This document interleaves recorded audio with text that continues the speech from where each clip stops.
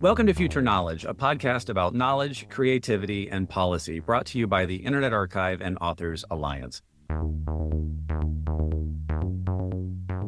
Hi, everyone. I'm Chris Freeland, and I'm a librarian at the Internet Archive. Today's conversation is co-sponsored by Authors Alliance, and you'll be hearing from Executive Director Dave Hansen. So over to you, Dave. Thanks, Chris. Today's episode was recorded live on location at the Internet Archive Canada in Vancouver. I'm so happy to co-host today. First, I want to introduce Brewster Kahle, someone who probably needs no introduction on this podcast. He is founder and digital librarian at Internet Archive, which is an organization that has done really more than any other in preserving and making accessible digital content. And second, I'm pleased to introduce our author today, Ian Milligan, who is a professor of history at the University of Waterloo, where he also serves as an associate vice president in the Office of Research. Milligan is the author of The Transformation of Historical Research in the Digital Age and History in the Age of Abundance, How the Web is Transforming Historical Research.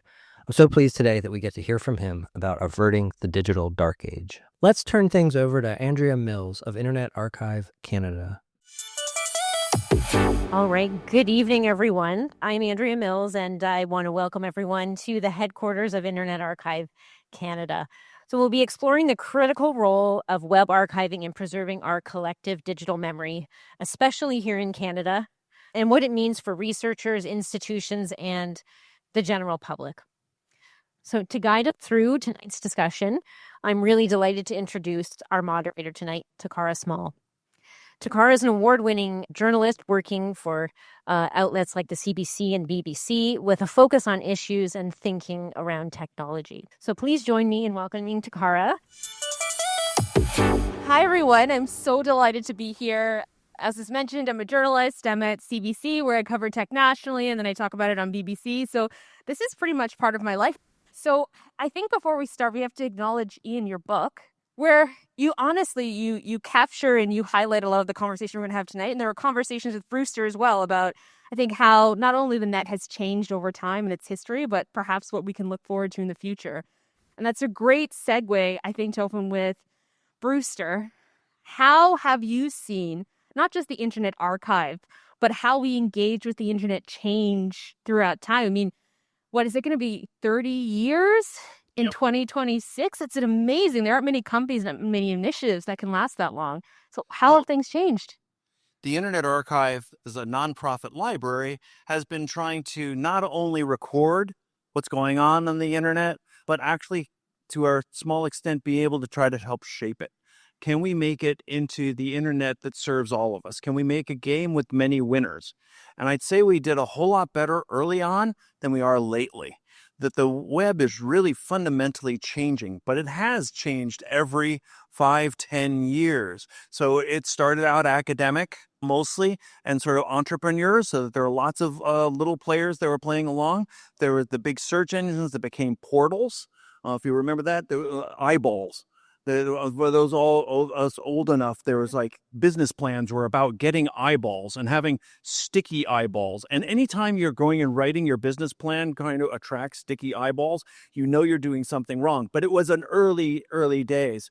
Then there were waves of consolidation and outrageous corporate control.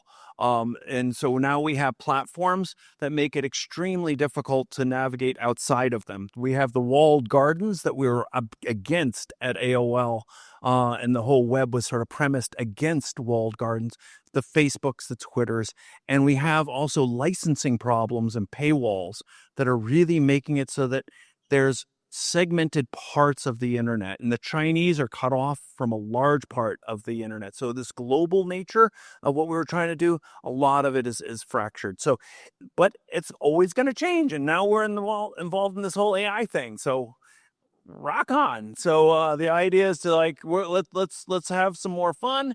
Let's go and figure out how to do our traditional values in this new world. Ian, Brewster has touched upon an important thing, which is things are changing. There are obviously walled gardens, as you mentioned, which makes it a little bit more challenging for just the average person to access knowledge, to share that knowledge with others. I'm wondering if you can talk a little bit about how you've seen archiving and the role digital librarians have played in the past, how that's changed from their current state. Yeah, that's a great question. And I sort of see there's been so much change, and the change is coming that I believe that in the future, I mean, think about today. Think about, Web Summit. Think about the event we're having here. Think about the records we're producing about the US presidential administration and the world around us. They're all digital. They're living on the web. They're being shared on the web. They're being shared on social media. Some of those are closed networks. Some people are using more open networks. And that is the historical record that we're going to need to preserve and curate and steward for the future. And so to me, archivists and librarians are in a really tough spot because they need to do everything they've been doing for generations.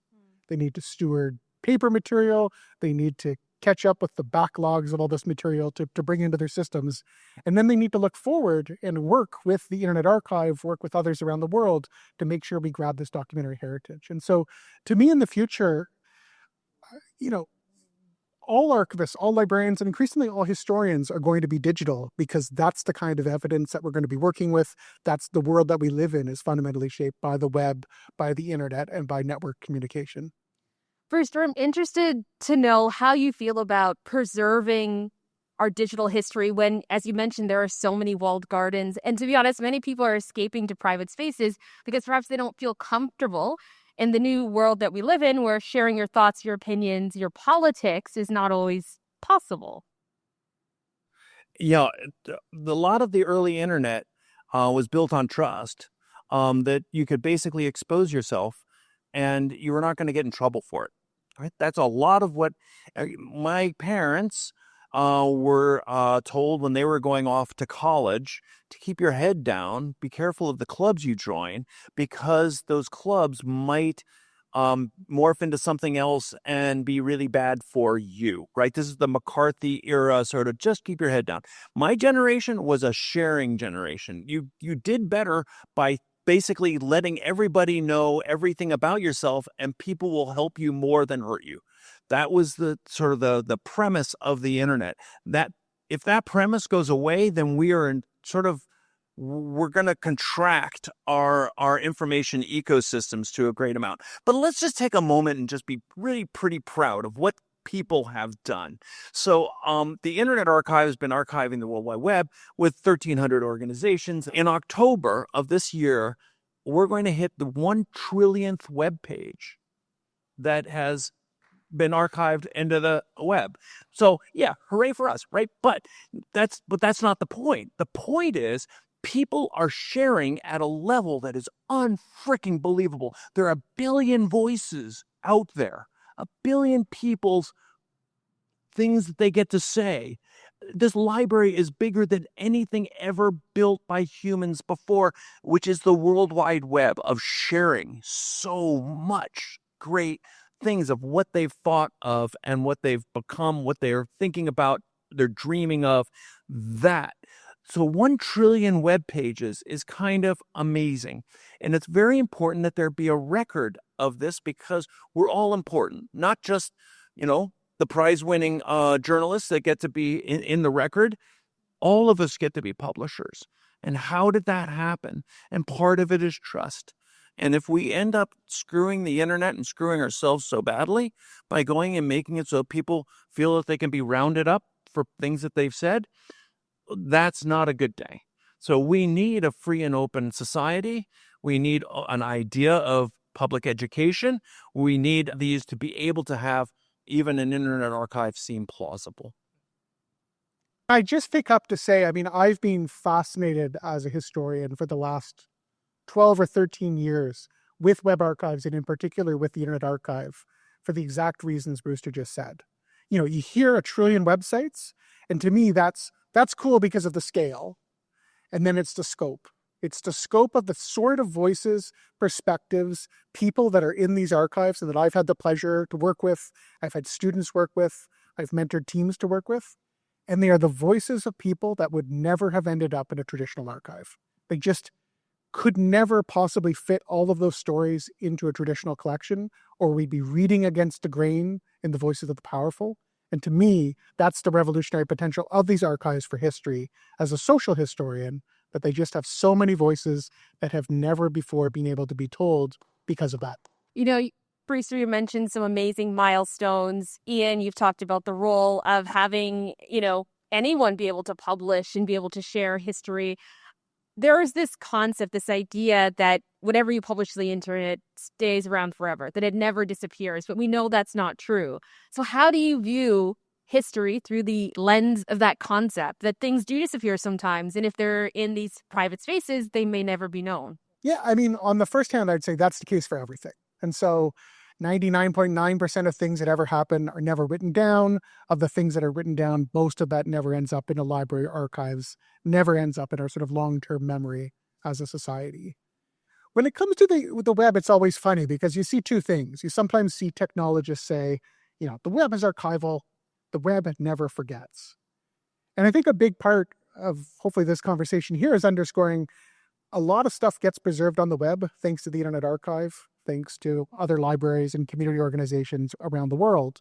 But that's not happening like by accident. That's happening because of the deliberate efforts of people like Brewster Kahle, people across the Internet Archive, community activists who are feeding URLs into Save Page Now, that all of that requires effort, all of that requires time, all of that requires money, which we'll probably talk about later on, and that the web is not naturally archival. Nothing's naturally archival, and it takes the hard work of librarians, archivists, and community members to make sure that we get that record so that in the future historians can use it. So I just always think about the labor. Sometimes it seems like magic that the Internet Archive exists, but there's a lot of people working, doing amazing things, and have been doing amazing things for almost 30 years to make it seem so effortless and easy. I mean, Brewster, you're a large part of that. How do you view the amount of work that's taken to create the entity that we have now that we all rely on? How do you view, a lot of it's invisible labor. So up there on those servers, you see the little blue blinking lights up there? Those are servers of the Internet Archive Canada serving the world at about 10 gigabits per second. That is part of our memory. Up there is petabytes of information that's basically beaming out to the world. Those are receiving requests from people all around the world and answering them, which I think is kind of awesome. So how do you go and get this far? One is you just have a idea obsession and you just stay on it for a freaking long time. But then you basically find, how does this help other people and what ways works? Ian's book is great in the early days of the Internet Archive, working with others, trying to argue that this thing is an idea that makes sense. So back then, there was a lot of, you got to be crazy or you can't do it. And there's two forms of can't do it. One is they're not going to allow you to do it. But there's another one, which is you can't go and capture the web. It's just like capturing air or something. You just can't do it. So we proved those wrong. But the key thing was to go and figure out how to get other people to help. We first started by trying to get the national libraries to help, because the national libraries have a special copyright disposition in terms of going and collecting materials. But it actually turned out to be largely a failure. It was very difficult to work with the national libraries because of just the way that they're structured and the way that they think. But we did figure out a way to make web archiving a communal activity, which is Archive It. And we made this service that libraries and archives could go and use to go and key in a set of URLs and say that these are important to capture because we need those to be able to do our research on Peruvian activist movements, whatever, right? And so there are now 1,300 organizations around the world going and putting in their lists of URLs, how often they should be doing it, and pitching in at like $1,000, couple $1,000 a year. And it's based on those people that we've been successful on getting groundswell report, as well as stupid robots that just crawl like nuts. We collect about 1 billion URLs a day. So it's a lot. That's 10,000 a second. But it's a big communal effort, and it took a long time to crack the nut of how do you get people to feel that they can and should work together on this. And so that's probably what I'm most proud of, is the number of different organizations working together to make it happen. I wonder, how do you view your legacy? Do you feel it's defined by the Internet Archive? Or how do you feel about Legacy, I don't know. I'm just a librarian. So the idea is to just build a library. And it should have been easy, right? This project was not supposed to be that hard. I came up with it in 1980 when I was working in the MIT Artificial Intelligence Lab. We were data starved. We needed more data for the AIs.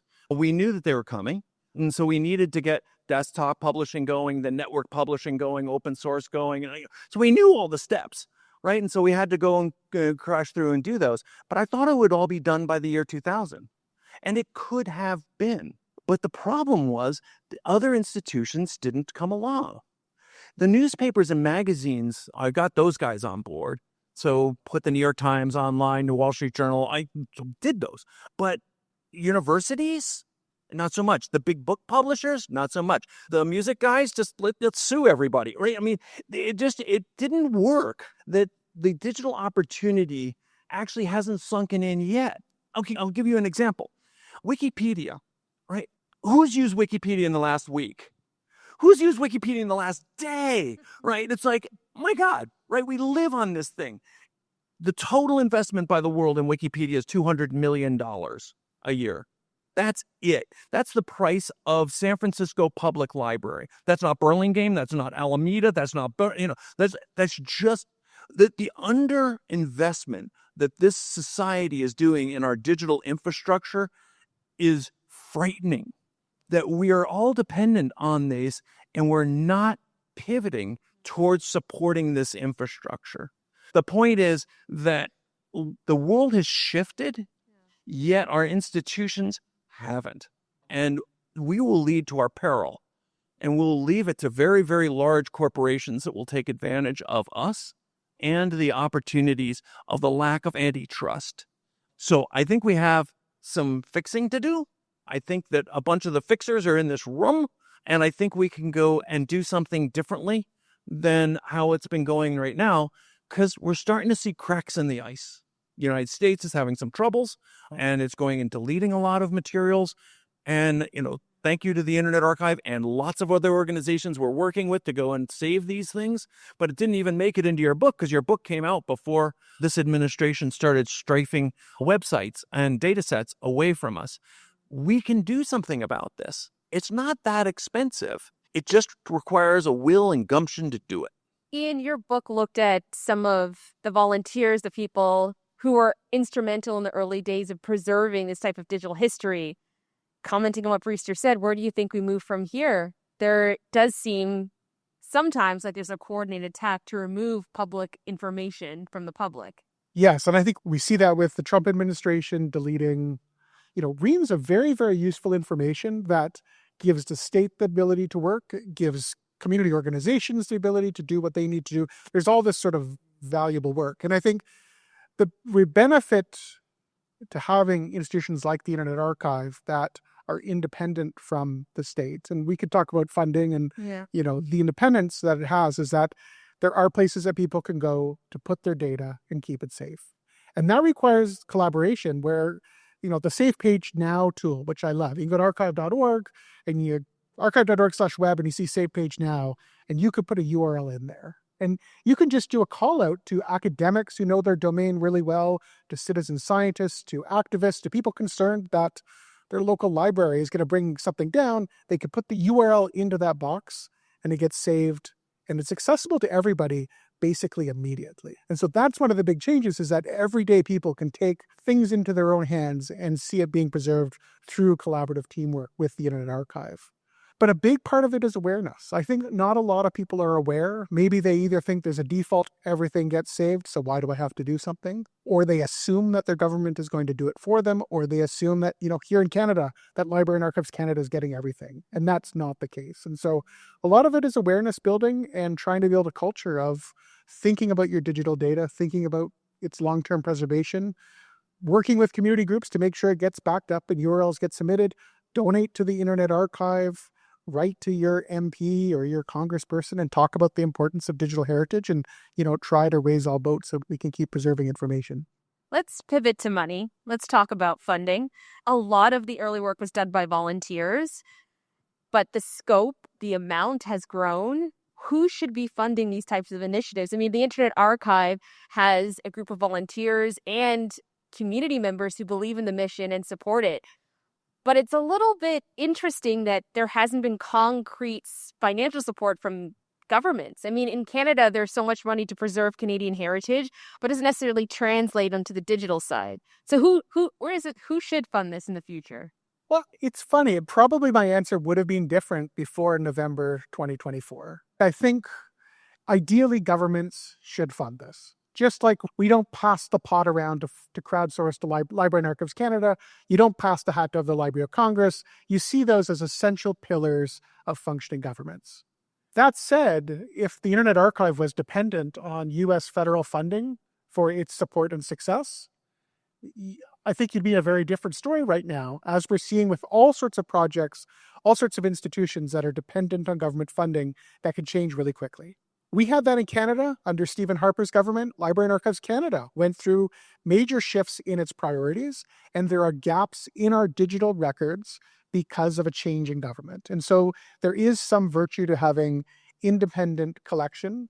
And similarly, and this is a meta comment about our public sector, at least in Canada, is so risk adverse that I don't think they could build a web archive. I definitely don't think they would have allowed unfettered replay to all publics across Canada. They would probably make people go to Ottawa to sit in a room watched by a commissioner to look at those websites.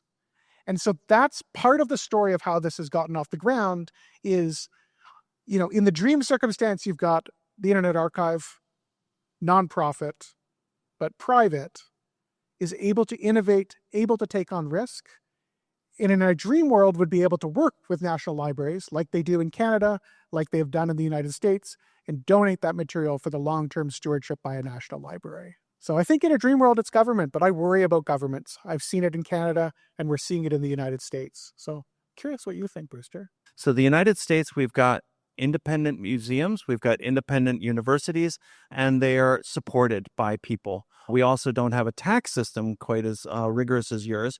So we have some outrageously rich people. So some of that money goes towards these. But I feel like just, listening to you, it reminds me of 1996 or 1998. So, and we started the Internet Archive. We were a .org.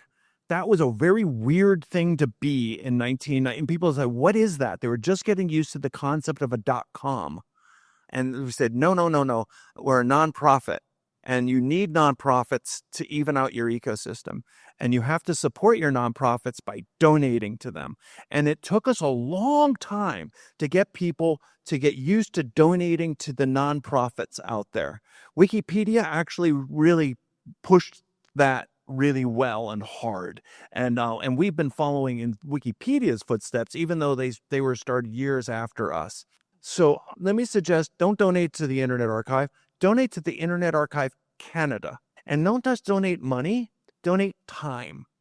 Donate some of your professional time that you're working away at something else, and make the Internet Archive Canada happen and secure within your own system so that it becomes more and more Canadian.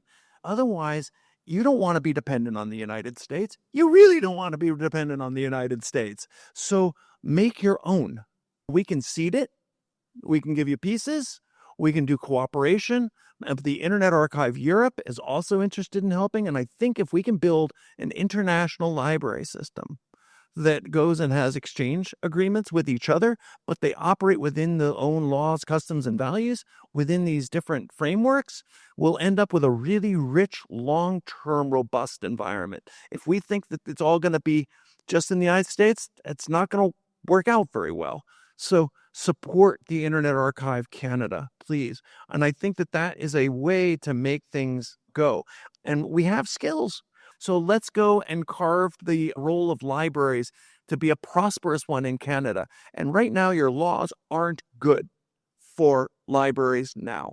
It is really hard for your librarians. Just talk to the real librarians. They'll say, oh, yeah, well, but the licensing problems, the paywall problems, the longevity, the even just being the tech resources that need to be working in these environments. That was something we had to get going, and it's working, but not so much in Canada and not so much in Vancouver. So let's change that. If it's not going to be changed by the folks in Canada, you're going to be dependent on somebody else, and you don't want that. Why do you think there hasn't been that momentum or change in Canada? What is it about us that hasn't, I don't know, set on fire that Let's ask a initiative? Canadian. Oh, I was hoping you'd answer that. No, I mean, I think there's in terms of I think Canadians are just different. I'm not an expert in this, so I'm speaking off piss, but we do have less of a charitable culture. We do charitable giving less than Americans just across the board. And I think we do have a faith in good government that luckily hasn't Misplaced faith? Okay. Maybe not to the degree of the United States. I think there's still some faith, but I think we intrinsically believe that our government should do things for us in a way that you may not. But there's some positives. So when my working with the Canadian institutions is they're much more cooperative with each other.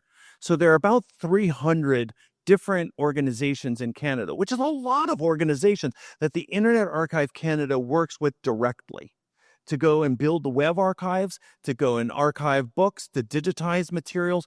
300. There are people in 300 organizations that think that that's where they're working together. That's awesome. That's a superpower. They're showing collaboration, showing a sense of not always having to be in front and take all the credit. That's Canadian, and that's really working.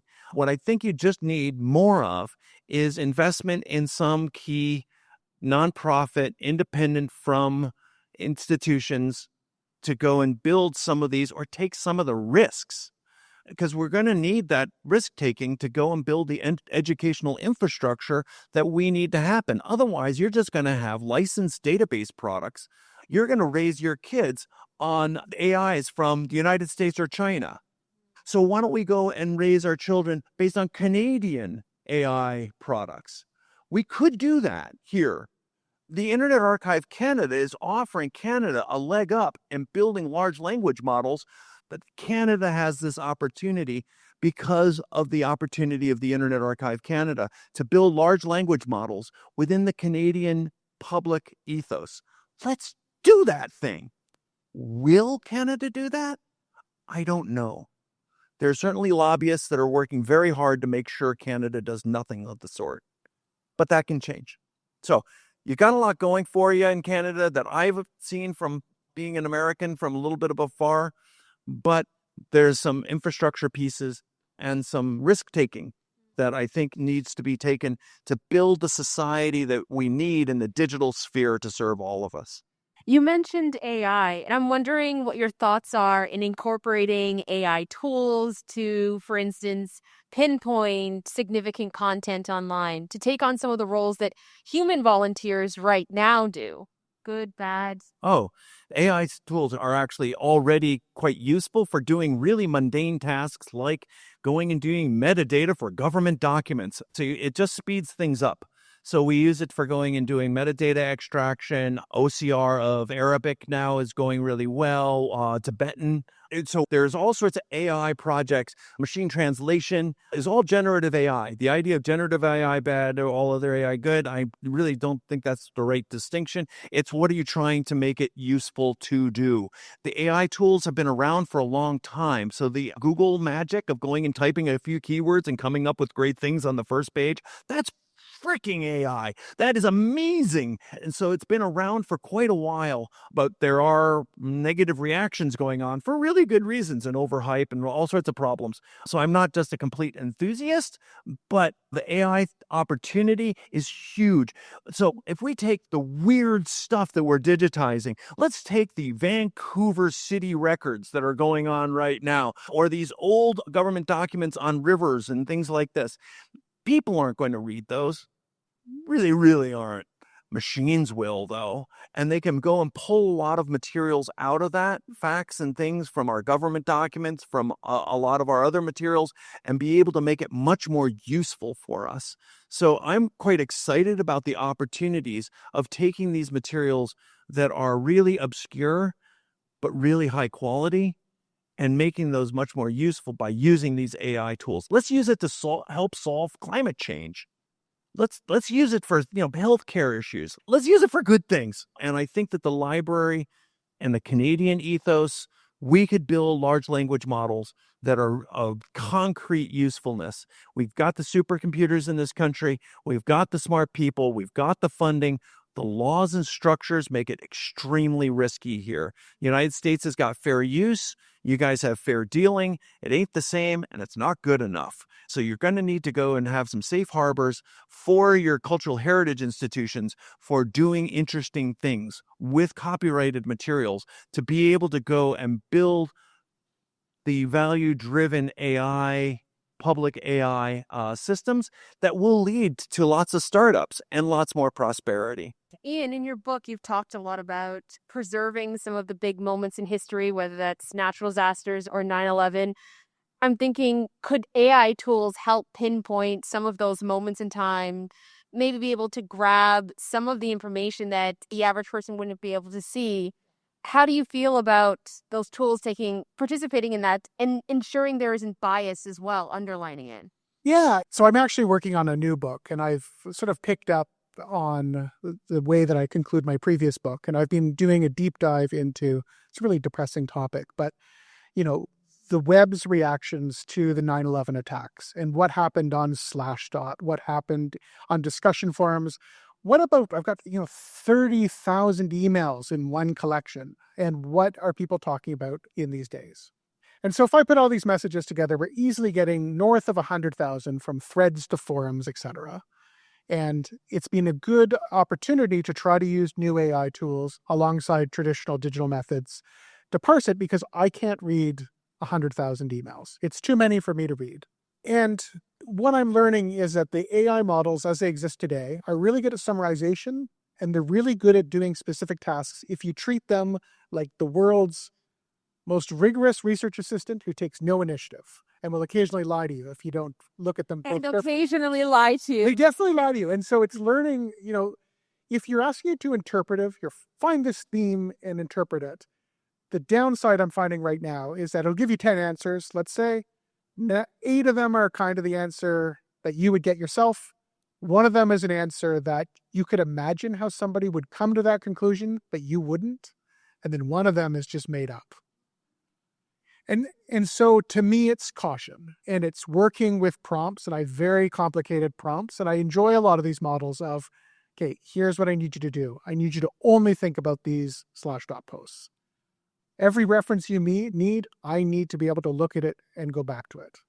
And then I might say, write me a Python script so I can verify some of what I'm seeing. But I do find it neat because I find myself talking to my sources in a way I wouldn't have otherwise. But I just don't trust it yet. But I do think in 6 months, 12 months, it's getting better every time I try it. And it does open up that potential that someone can do a project. Like, I don't think without digital methods, you couldn't do a project looking at 100,000 messages. It would just be unintelligible. Your mind couldn't do it. So there's new opportunities to do it, but you have to really know these tools because they continue to hallucinate and they continue to fabricate. So to me, it's like I've got a research assistant. I still have real research assistants. I have not put them out of work yet. Hopefully they can do more exciting work because I can use AI to do some of the rote summarization that we might have used RAs for in the past.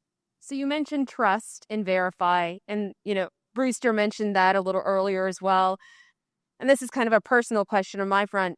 Do you still believe trust undermines the internet that we all know and love as it is? And do you think that the trust we have will continue into the future?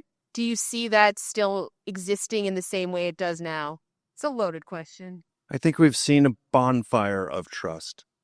I think we're just seeing companies, people trying to get as far as they can get away with. They think if they're not doing something illegal, then it's okay. Actually, it's okay to do something illegal as long as you're not caught. It's okay if you're not caught and then actually convicted. This is not a way you can run society. Our laws and our judicial system is too blunt an instrument. We have to step back from the edges. But we also have to have laws that allow us to do things that are reasonable. So a lot of the AI startups, think back further, the startups that are going on in the United States, the status quo companies have cornered the legislative system to make it illegal to do anything, really, that might come into an interference with major billion-dollar corporations. So the way that Uber or Lyft or Airbnb happened is they just said, damn the torpedoes, go for it, sue the hell out of us. We'll raise enough money, make enough money to go and just we slather everybody with money. This is a terrible way to go because you don't end up with lots of small startups. You end up with big bruiser enough companies that can go through this type of development system. Or as Eric Schmidt said, have the lawyers clean it up afterwards. That's certainly what's going on in the AI world in the United States. That's not a good industrial policy. So I think we need to have smarter laws that allow more things, that allow and figure out how to have playpens for going and doing things. Otherwise, people will just either not do things and it won't happen in your country. So Europe missed the .com wave. Their publishers said, thou shalt not crawl. And then they don't have a search engine in Europe to this day. They don't have any user-generated content in Europe. To this day, neither does Japan. Why? Because they sided with the publishers. And in the United States, there was a much more balanced system that said, no, it's going to be this back and forth. We're going to have search engines, but the search engines have to link you back to where they came from. That was the quid pro quo of the time in the United States.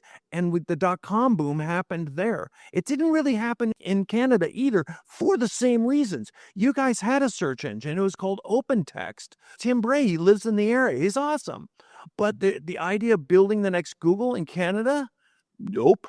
Wasn't going to happen. So they went and made something that would just work for enterprise search systems and the like. And that meant that Canada missed it. And so I think we need to have some smarter, more flexible laws and structures. I think you've got the culture for not being completely obnoxious tech bros up here. So I think there is reason to hope. But I think there needs to be some changes on how you deal with some of your legislative mandates. And the test will be with AI. And we'll see whether AI happens here. I think it should be differently. I think Canada can play a role. I think it can play a role the world needs. But it has to be met with coordinated efforts of the .gov sector, the .edu sector, and the .com sector of Canada. Ian, I'm going to double up on what Brewster said. And I must say that we're in a moment now where I feel like Canadian pride is at least the highest levels I've seen in quite a while. I've never seen so many maple leafs in my life when I walk around. What role do you think Canada has to play when it comes to not just internet preservation, but perhaps AI on the global level? Yeah, I mean, I think Canada has a lot to offer, but my take, and speaking totally personally here, is that I don't think our governments and I don't even think our university sector have really understood the challenge of AI that's before us. When I hear numbers like we're going to build AI compute in Canada. We do have our first AI minister, right? Former journalist. I'm not biased or anything, but I'm just saying we have our first. And I think those are signals, but we need to see investment of the scale that's needed. And so, I'll see things like we're going to do AI compute and we're going to put X million into this, or we're going to put, we're talking relatively small amounts of money. And to me, it's no, this is like an all hands on deck thing. Like we need to see real government investment. If you want to do this, if you want to create Canadian models that are going to compete with US models, you need to put real money into it. You need to put money on scale that we're putting into like the auto industry or the steel industry. And we need to recognize that economic investments are really, really important. And I see that in Canada too, right? Like I see that at our universities as we build supercomputing facilities. We need to be there getting GPUs. Our researchers want GPUs. They talk about GPUs all the time. And it requires investments. And I think governments, we're putting a lot of money into a lot of different pots. And that makes sense because we've got lots of jobs. We've got lots of structural change going on in this country. But we need real investment on AI compute, or we should do no investment on AI compute. I don't think we can pass it. Let me respectfully disagree. I think actually I've just spent some time in Switzerland and Europe and the United States and Canada about how they're dealing with the AI thing. So in Switzerland, they have regulatory clarity. As long as you're going and doing scientific research, you can let the robots read, and the publishers can't sue the hell out of you. There are 3,000 Google employees outside of Zurich working on AI. There's 1,000 Meta employees. The number of startups going up on around Switzerland is huge. The amount of investment from the government, almost none. All they did is they basically said, if you're doing scientific research, you can let the robots read and the publishers can't sue you. Awesome. Let's take Europe. Europe said in their copyright directive that you can let the robots read if you are a cultural heritage institution or a research organization, and you legally have access to the materials, whatever the hell that means, and you're doing scientific research. So it's not just what you're doing, it's who's doing it. Almost none of it's happening in Europe now, despite all of the push that's going on from the French government and billions of dollars. It's because it's just too complicated. And the national libraries we've been working with them to build these web collections. Why? For this opportunity. And they're not willing to go against it because the publishers are threatening the organizations anyway, even though it's clearly not, the law makes it okay in Europe to do this. So it's wild. So Europe, the United States, it's just lawsuits all the time. Just lawsuits, on and on and on. And so that's the game that only the very big win. All right, the people that have enough money to go and pay enough legislators to go and to basically browbeat it, and you'll end up with a few gigantic players. That's a horrible future. So I would suggest all Canada has to do is have some regulatory clarity that says who's allowed to do AI research in Canada. If it just did that and made it clear, and it was more like Switzerland than the United States, right now it's more like the United States here. It's just completely unclear, and it's just lawsuits. And, every news organization wants to get into another lawsuit. It's like, oh, great, following the American example for the worst. If Canada were to take a different point of view on this, you would get startups galore. You would have people moving here to do AI. You would have all sorts of investment coming in from everywhere. You don't need a taxpayer dollar. You need a law written. And if there were regulatory clarity, this place would blossom. Do it. And there's people to follow. Japan basically says, let the robots read, because we didn't let the robots read during the dot-com boom, and they sat out the dot-com boom completely. There's no search engine in Japan. When we went and participated in archiving the Fukushima disaster, they participated, they helped us, all sorts of people helped, and we built this collection, and we came with a hard drive. It was kind of cool. It was very Japanese. We could go and archive all of these websites that were very important for their disaster, and we came back and I presented it in a box with a bow to the national libraries. They were very proud. We had a very nice lunch, and I was sent home because they didn't feel they could do this themselves. They couldn't record their own disaster from the web because of their laws. And that's the same in every European country. It made me cry. We were working with the Library and Archives, National Library of Switzerland, and they've been trying to archive the web for 20 years. They don't believe that they have the right to go and even collect Swiss websites, much less all websites. And so they had to get permission. They've got 19,000 permissions. Woohoo! It was an enormous amount of effort.